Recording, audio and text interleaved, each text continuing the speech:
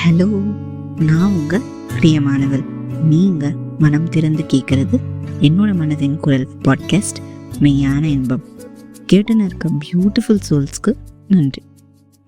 ஒரு வழியாக ஹீரோயினோட கதையை கன்க்ளூட் பண்ணியாச்சு. எவ்வளோ ஸ்ட்ரகிள்ஸை தாண்டி அதை அக்செப்ட் பண்ணி மூவ் ஆன் பண்ணாங்க. அண்ட் அட் லாஸ்ட் ஒரு வின்னை க்ரியேட் பண்ணிட்டாங்க நம்ம ஹீரோயின்.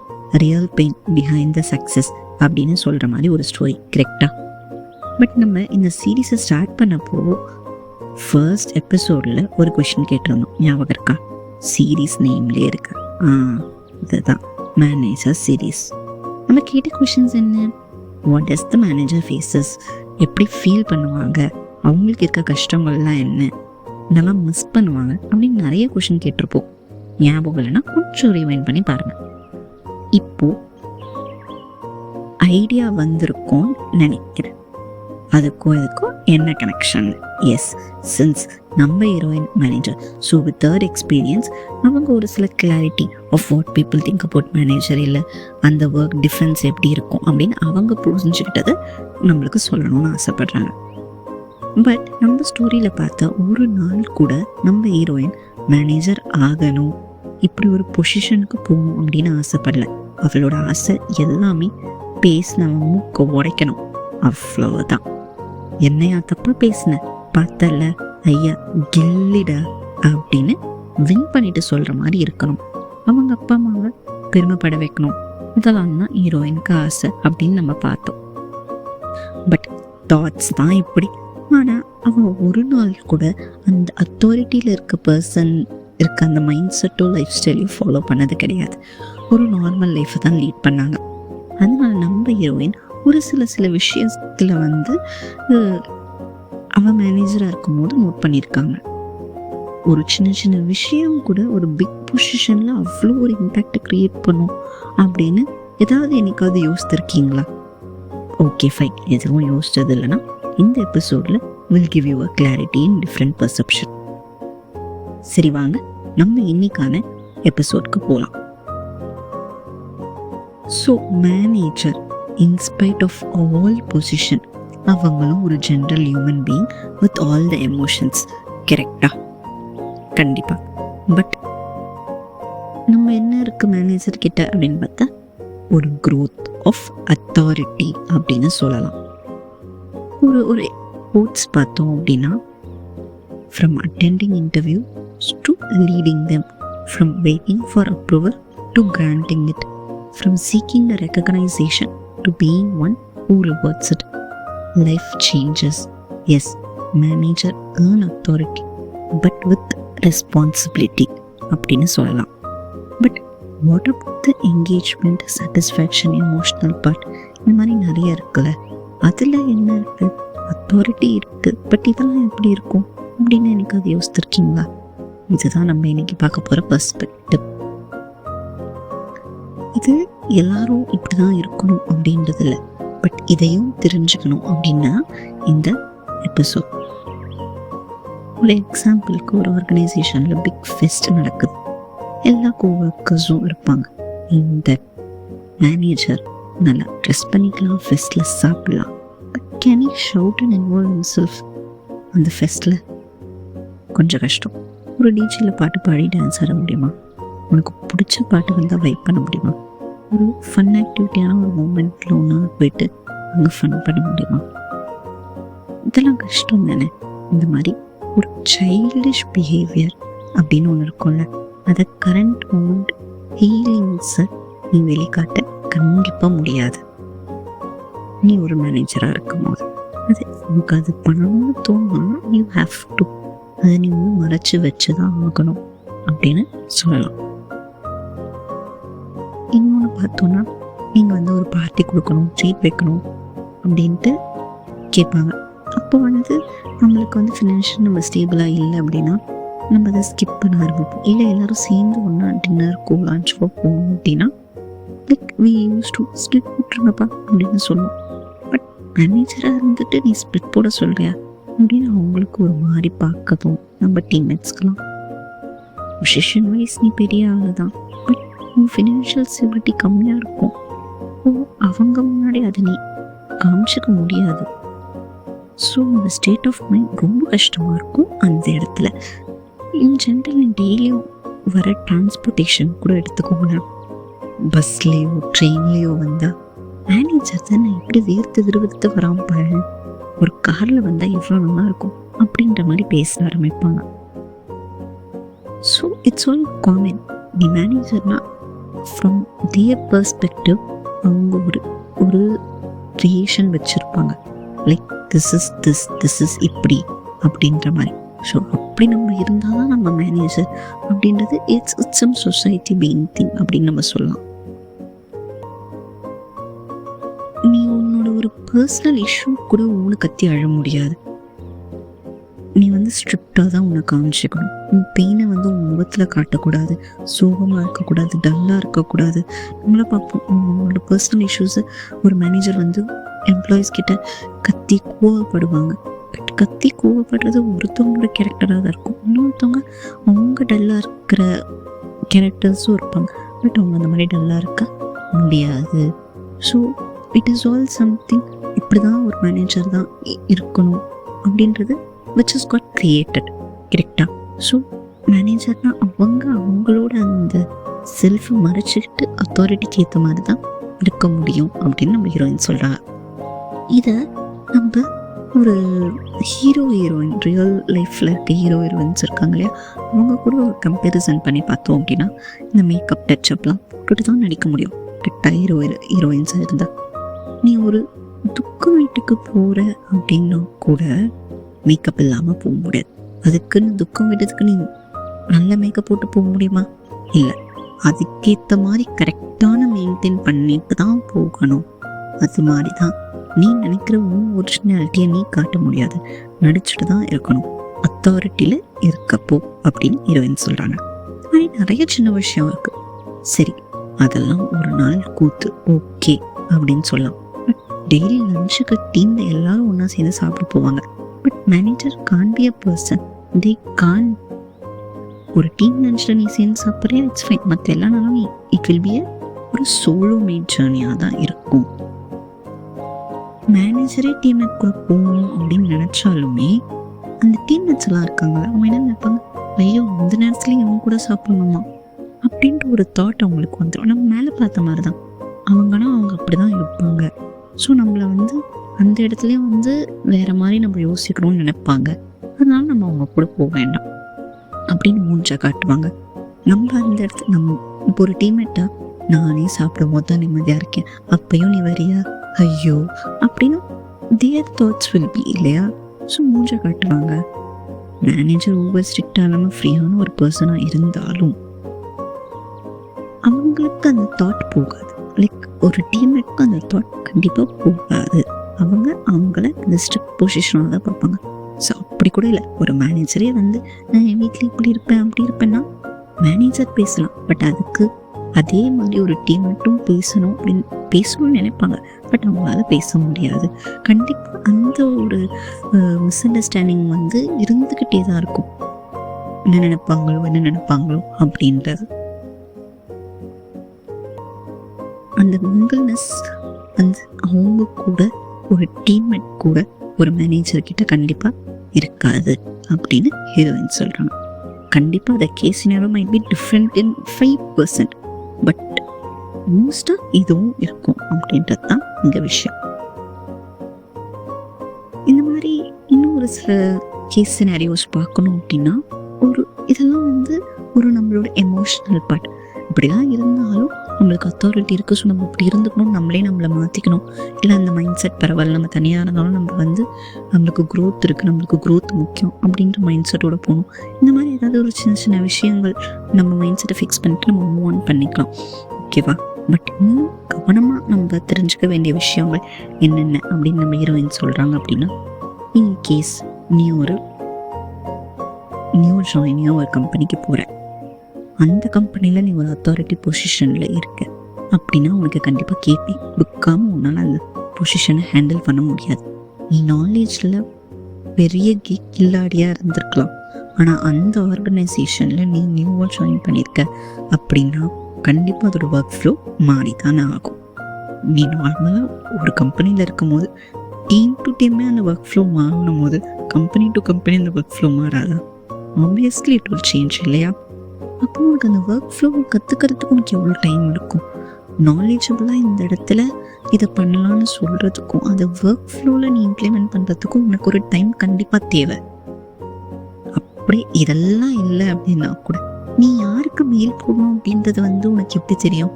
கற்றுட்டா மட்டும்தான் உனக்கு தெரியணும்.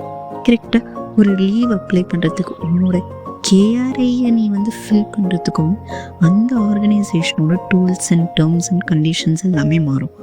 அதையுமே நீ ஒருத்தவங்க கிட்ட கேட்டு கற்றுட்டாதான் முடியும் அப்படின்றது இட்ஸ் காமன் இல்லையா? பட் இதெல்லாம் நம்ம யோசித்திருப்போமா? இல்லை, நான் மேனேஜராக இருக்கேன், எனக்கு அத்தாரிட்டி இருக்குது, நான் அப்படி கெத்தாக இருப்பேன். ஆனால் உன்னால் எப்படி கெத்தாக இருக்க முடியும்? கண்டிப்பாக முடியாது. நீ ஒரு நியூவான ஒரு கம்பெனிக்கு அத்தாரிட்டியில் போகிறேன்னா உன்னால் கண்டிப்பாக கெத்தாக இருக்க முடியாது. எல்லாருக்கும் நல்லா தெரியும் ஒர்க் பிளேஸில் பாலிட்டிக்ஸ் கண்டிப்பாக இருக்கும் அப்படின்னு. அதில் நம்ம எப்படி லேர்ன் பண்ணுறோம் அப்படின்றத விட ஒரு விஷயம் இருக்குது. அது என்னன்னா, அவங்க எப்படி நம்மளுக்கு சொல்லி தராங்க அப்படின்ட்டு. கரெக்டாக அப்படியே சூப்பராக சொல்லி தந்தாலும் அவங்க என்ன பண்ணுவாங்க, டெய்லி சினாரியோஸ் சொல்லிட்டு விட்டு போயிடுவாங்க. பட் ஒரு ரேர் கேஸ் சினாரியோஸ் வரும். அது ஒர்க் ஃப்ளோவில் எப்படி இம்ப்ளிமெண்ட் பண்ணுறதுன்ற கன்ஃபியூஷன்ஸ் உங்களுக்கு கண்டிப்பாக வரலாம். பட் கேட்டியெல்லாம் கொடுத்து முடிச்சுட்டு கிளம்பிட்டதுக்கப்புறம் நீ போயிட்டு எனக்கு இது மட்டும் கொஞ்சம் சொல்லிக்கூட அப்படின்னு நீ கேட்குற அந்த ஒரு மொமெண்ட்டில் இருக்குல்ல, அது கண்டிப்பாக ஒரு அன்னாயிங் மொமெண்ட்டாக தான் இருக்கும். இன்கேஸ் நீ ஒரு நார்மல் எம்ப்ளாயியாக இருக்கேன்னு வச்சுக்கோங்க, ஒரு ஸ்டெப் பை ஸ்டெப்பாக கற்றுக்கலாம். You will have an extra resource. இல்லை நீ திட்டு வாங்கி வாங்கி கூட கற்றுக்குவேன். அது உனக்கு ஒரு அன்னாயிங்காக இருக்காது.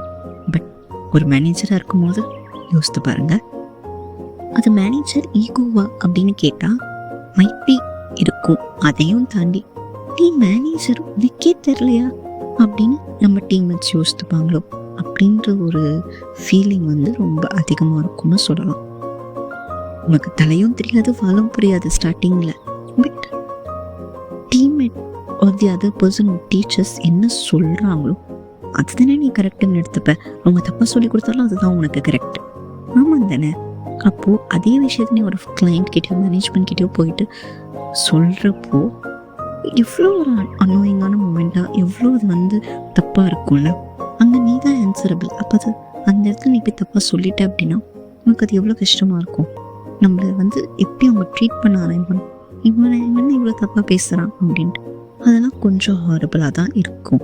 அந்த மூமெண்ட்ஸில் நீ கடந்து தான் ஆகணும் அப்படின்னு ஹீரோயின் சொல்கிறாங்க. சில கேசஸ் லாஜிக்கலாக கரெக்டாக இருக்கும், பட் டெக்னிக்கலாக சேஞ்ச் ஆகலாம். ஸோ கண்டிப்பாக கரெக்டான கேட்டி இல்லாமல் அந்த டைம் அண்ட் எக்ஸ்பீரியன்ஸ் உனக்கு வராமல் உனக்கு அந்த ஒர்க்கில் பீஸ் ஆஃப் மைண்ட் இருக்க முடியாது. அவங்களுக்கு சீனியராக இருக்கவங்க சப்போர்ட்டிவாக இருந்தாங்கன்னா ஃபைன். நீ ஒரு மேனேஜர்னா உனக்கு ஒரு சீனியர் கண்டிப்பாக இருப்பாங்க இல்லையா? அவங்க ஓகே இப்போதான் கற்றுக்குறாங்க அப்படின்றத புரிஞ்சுக்கிட்டு சப்போர்ட்டிவாக இருந்தால் பரவாயில்ல. ஆனால் அவங்களும் கழுவி ஊற்றுறாங்க அப்படின்ட்டு ஒரு மூமெண்ட் வருதுன்னு வச்சுக்கோங்க, அது டாக்ஸிக் தான் அப்படின்னு நம்ம ஹீரோயின் சொல்கிறாங்க. ஸோ இப்போது அந்த சீனியர், நம்மளுக்கு மேலே ஒரு சீனியர் இருக்காங்க, அவங்களுக்கு நம்ம அடங்கி தான் போகணும். அந்த பெர்செப்ஷன் என்னைக்காவது யாராவது யோசித்திருக்கீங்களா? நம்ம நினைக்கிறோம்ல, மேனேஜர்ஸ்க்கு எல்லாம் அத்தாரிட்டியும் இருக்கும், nobody will ask question, freedom இருக்க எல்லா ஃப்ரீடமும் இருக்கும், செம்ம அந்த மாதிரிலாம் நம்ம யோசித்திருக்கோம். கரெக்டு தானே?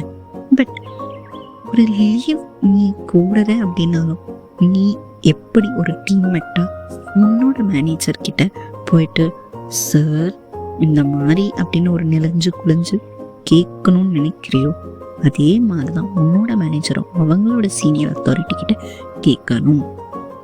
அவங்களும் கேட்குற ஒரு நாளும் ஒரு வாட்டியும் அந்த ஒரு தயக்கத்தோடு தான் கேட்பாங்க அப்படின்றத யாராவது என்னைக்காவது யோசித்திருக்கீங்களா?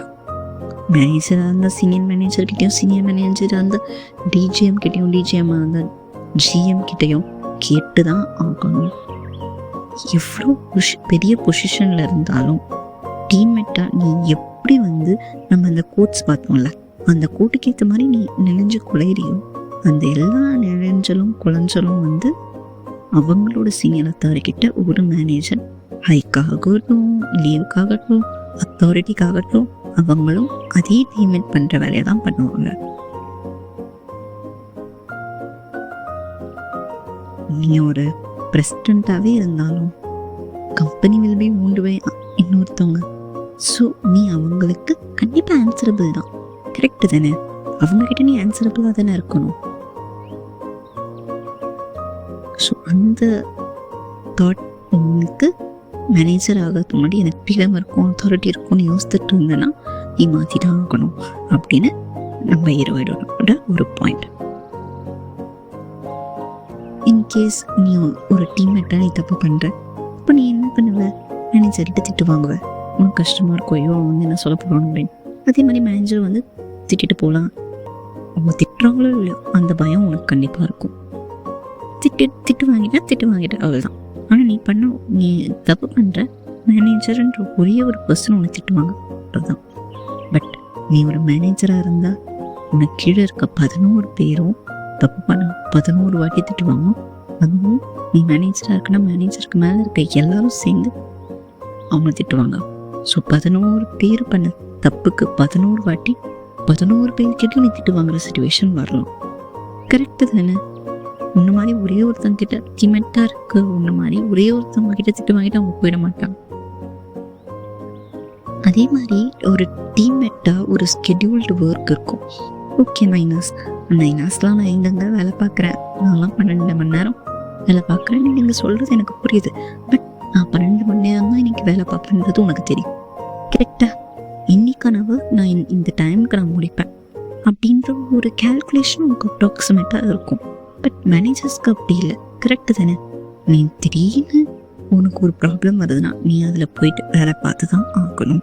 அது காலையில் 2 மணியாக இருந்தாலும் டீம்மேட் அதை பண்ண வேண்டிய அவசியம் இருக்க போகிறது கிடையாது. சரி, ஓகே, அது நீ டெய்லி ஒர்க் பண்ணுற டே உனக்கு தெரியும், காலை 2 மணிக்கு ஒர்க் பண்ணுற பையன். ஆனால் ஒரு லீவுக்கு போனாலும் அந்த இடத்துல உனக்கு கால் வருதுன்னா நீ வேலை பார்த்து தானே ஆகணும். ஒரு டீம்மேட்டாக நீ லீவ் போட்டணும், உனக்கும் அந்த கம்பெனிக்கும் சம்மந்தமே இல்லை. நீ யாரோ அந்த கம்பெனி யாரோன்ற மாதிரி நீ இருப்ப. But managers will always have works in vacation. Sir இதை அப்ரூவ் பண்ணுங்கள் சார் அதை அப்ரூவ் பண்ணுங்கள் சார் இதுக்கு வந்து இந்த கமெண்ட் வேணும் சார் அதுக்கு என்ன ஆன்சர் பண்ணுறது, சம்திங் ஒரு தியாது. நீ எல்லா இடத்துக்கும் லேப்டாப்பை கேரி பண்ணி ஆகணும். யோசிச்சு பாருங்களேன், நீங்கள் வெக்கேஷன் அப்படின்னு ஒரு ஹாப்பி மூமெண்ட்டில் போய் அங்கே போய் ஒரு எக்ஸ்கேஷன் வருதுன்னு வச்சுக்கோங்களேன். அப்போது will you be the person without நான் பண்ண மாட்டேன், நான் வெக்கேஷனில் இருக்கேன் அப்படின்னு சொல்ல முடியுமா? நீ டீம்மேட்டாக இருந்தால் சொல்லலாம். But manager can be a person. எப்படி உன்னோட வெக்கேஷனை என்ஜாய் பண்ண முடியும்? நீ ஆமாம் ஒரு 24 மணி நேரம் உட்காந்து அந்த வேலைக்கு பண்ண போகிறதுல தான் it's gonna be just 20 minutes. But அந்த 20 மினிட்ஸும் அந்த வேலையோட ப்ரெஷர் தானே. அப்போ உன்னோட பீஸ் ஆஃப் மைண்டே போயிடும். நீ எதுக்காக லீவ் எடுத்தியோ, it's maybe a vacation, it maybe some other thing which you want to be enjoyable. அந்த மொமெண்ட்டே போயிடும். கரெக்டா? அப்போ அது எவ்வளோ கொடுமை இல்லை? லைக் இந்த மாதிரி ஒரு சின்ன விஷயங்கள் நிறைய இருக்குது. இதெல்லாம் நம்மளுக்கு கண்ணுக்கே தெரியாது. ஆனால் மேனேஜர்ஸ் கண்டிப்பாக அதையும் அனுபவிப்பாங்க. ஒரு இடத்துல நம்ம சொன்ன மாதிரி அவங்க வந்து இந்த இடத்துல என்னால் வந்து இவ்வளோ சந்தோஷமாக இருக்க முடியலையே, என்னால் என்ஜாய் பண்ண ஃபீல் பண்ணுவாங்க. அவங்களோட ஃப்ரீடம் அவங்களுக்கு இல்லாமல் இருக்கும். அத்தாரிட்டி அண்ட் க்ரோத்தாக இருக்கும். ஆனால் ஃப்ரீடம் அவங்க நினச்சதை வந்து ஒரு சில இடத்துல பண்ணக்கூடிய ஃப்ரீடம் இருக்காது. இந்த மாதிரி நிறைய கஷ்டங்கள் மேனேஜர்ஸ்க்கும் இருக்கும். இதெல்லாம் எனக்காக நீங்கள் யோசித்து பார்த்துருக்கீங்களா? இல்லை நீங்கள் மேனேஜராக இருந்தால் what is your horrible moment அப்படின்னு கமெண்ட் பண்ணலாம். ஓகே, இவ்வளோ சொல்கிற இப்போ என்னதான் மோரல் அப்படின்னு கேட்டால், நீங்கள் ஒரு அத்தாரிட்டி பர்சனாக இருக்க போகிறீங்க, இல்லை ப்ரொமோட் ஆக போகிறீங்க அப்படின்னா உங்கள் டீம்லேயே நீங்கள் 3-4 வருஷம் இருந்திருக்கு. அதே டீம் அதே ஒர்க் நீ அத்தாரிட்டியாக போகணும். அப்போ உனக்கு அதை பற்றின எல்லாமே தெரிஞ்சிருக்கும். நான் சொன்ன மாதிரி அந்த ஐசோலேட் ஆகி இருக்கிறது, அந்த என்ஜாய் பண்ணாமல் இருக்கிறது, அதெல்லாம் வந்து உனக்கு ஒரு ஸ்ட்ரெஸ் இருக்கும். பட் அத்தாரிட்டி இருக்குன்ற மைண்ட் செட்டை நீ க்ரியேட் பண்ணிட்டு மூவ் பண்ணிக்கலாம். அப்போ சம்வாட் உனக்கு அந்த ஆட்டோமேட்டிக் கம்ஃபர்ட் ஜோன் வந்து உனக்கு வந்துடும். அதே மாதிரி உனக்குன்னு ஃப்ரெண்ட்ஸ் நிறைய பேர் அதே கம்பெனியில் இருப்பாங்க. ஸோ இன்னும் கொஞ்சம் அந்த ஐசோலேட் மூமெண்ட்டும் என்ஜாய் மூமெண்ட்டும் கம்மியாகிறதுக்கும் வாய்ப்புகள் நிறைய இருக்கும். ஆட்டோமேட்டிக்காக அந்த கான்ஃபிடென்ஸ் க்ரியேட் ஆகிறப்போ நீ ஒரு அத்தாரிட்டி பொசிஷனுக்கு போற அப்படின்னா ரொம்ப தெளிவாக யோசித்துக்கோ. நீ ஒரு ஸ்டார்டிங் ஸ்டேஜில் இருந்து அந்த அத்தாரிட்டி பொசிஷனுக்கு அதே கம்பெனியில் போகிற அப்படின்றது ஒரு பாயிண்ட் நம்ம ஹீரோயின் சொல்கிறாங்க. இல்லை, நான் புது கம்பெனியில் தான் போகிறேன், புது கம்பெனியில் தான் அத்தாரிட்டியாக போக போகிறேன் அப்படின்னா அதுதான் எனக்கு வந்த சூழ்நிலை அப்படின்னா கொஞ்சம் அடிபட்டு தான் ஆகணும். அது தவிர வேற வாய்ப்பே இல்லை. அந்த வலியை தாங்க ரெடியாக இருங்க. தாங்க முடியும்னா மட்டும் ஸ்டெப் எடுத்து வைங்க. தாங்க ஸ்ட்ரென்த் இல்லைன்னா அதை நீங்கள் சேஞ்ச் பண்ணி தான் ஆகணும். If you need a growth. நீங்கள் நியூ கம்பெனிக்கு ஒரு அத்தாரிட்டி பொசிஷனுக்கு போகிறீங்கன்னா you will be facing many things. நம்ம ஃபஸ்ட்டு சொன்ன மாதிரி. ஸோ ஸ்டார்டில் கற்றுக்கிற பர்சனாக தான் இருப்பீங்களே தவிர அத்தாரிட்டியாக இல்லை. அந்த பொறுமை கண்டிப்பாக தேவை. ஒன்றுதும் அத்தாரிட்டியை நான் காமிப்பேன் அப்படின்னு நீ இருந்த அப்படின்னா நீ ஃபெயிலியரில் தான் முடியும் அப்படின்னு நம்ம ஹீரோயின் சொல்கிறாங்க. பொறுப்புகள் அண்ட் கடமைகள் இப்படின்னு எல்லாமே இன்க்ரீஸ் தான் ஆகும் அத்தாரிட்டியில். எவ்வளோக்கு எவ்வளோ அத்தாரிட்டி இன்க்ரீஸ் ஆகுதோ அவ்வளோக்கு அவ்வளோ ரெஸ்பான்சிபிலிட்டியும் இன்க்ரீஸ் ஆகும். அந்த மைண்ட் செட்டை உனக்குள்ள நீ எடுத்துக்கிட்டு ஃபிக்ஸ் பண்ணிக்கிட்டு அத்தாரிட்டியாக இருக்க ஆரம்பிங்க அப்படின்னு சொல்கிறாங்க. அத்தாரிட்டி இருக்க ஃப்ரீடம் எவ்வளவோ அதே அந்த அளவு டஃப்னஸும் இருக்கும். இந்த பக்குவத்தோட நீ அந்த பொசிஷனுக்கு போனால் போதும். ஒரு ஸ்டார்டிங்கில் நீ கஷ்டப்படுவ, பட் இட் பழகிடும் அப்படின்னு நம்ம சொன்னாலும் பட் அது ஒரு நல்ல ஒரு க்ரோத்தாக இருக்கும் அப்படின்னு ஹீரோயினோட அவங்க ஃபேஸ் பண்ணதுலேருந்து அவங்க சொன்ன சின்ன அட்வைஸ். இல்லை, இதெல்லாம் என்னால் முடியாது, நான் யாருக்கும் ஆன்சரபிள் கிடையாது அப்படின்னா நீ என்டர்ப்ரனராக தான் இருக்கணும். அப்போ உன்னை அவனும் கொஷின் கேட்க போகிறது கிடையாது. நீ அவனுக்கும் ஆன்சரபிள் அப்படின்றது இருக்காது. உனக்கு அந்த அத்தாரிட்டி வேணும்னா நீயாக தான் ஒரு சொந்த கம்பெனியாக இருக்கணுமே தவிர there is no other way. ஆனால் அப்பையும் நீ மைண்டில் வச்சுக்க வேண்டிய ஒரு விஷயம் என்ன அப்படின்னு பார்த்தா கஸ்டமருக்கு ஆன்சரபிள் நீ தான். Without that you cannot be. ரொம்ப சிம்பிள். ஓகே, ஹீரோயினோட அட்வைஸ் கேட்டாச்சு. இப்போ நான் என்ன சொல்கிறேன் அப்படின்னா நீ பண்ணுற ஒரு சின்ன விஷயம்லையும் சில கஷ்டங்கள் இருக்கும். ஓகேவா? டீம்மேட்னா ஐயோ நான் சொல்கிறதெல்லாம் செய்யணும், மேனேஜர் எவ்வளோ ஈஸியாக நம்மளுக்கு எல்லாத்தையும் சொல்லிட்டு போயிடுறாங்களே அப்படின்ற ஒரு சலிப்புத்தன்மை இருக்கும். கரெக்டா? பட் நீ லீவ் போட்டா நீ தானே ராஜா, நீ யாருமே வந்து டிஸ்டர்ப் பண்ண போகிறதில்ல. ப்ளஸ் தானே உனக்கு. உன்னோட மைனஸ் அதுனா உன்னோட ப்ளஸ் இது தானே. பட் அத்தாரிட்டி பர்சன் அவங்களுக்கு ஆர்டர் பண்ணுறது ப்ளஸ்னா அவங்க லீவ் எடுத்தாங்கன்னா அவங்களுக்கு ஃப்ரீடமாக இருக்க முடியாது. which is a minus. இப்படி லைஃப்பில் இருக்க எல்லா விஷயங்களையும் ஒரு ப்ராப்ளமும் இருக்கும். ஒரு ப்ளஸ் இருக்குன்னா அதுக்கான மைனஸ் கண்டிப்பாக இருக்கும்.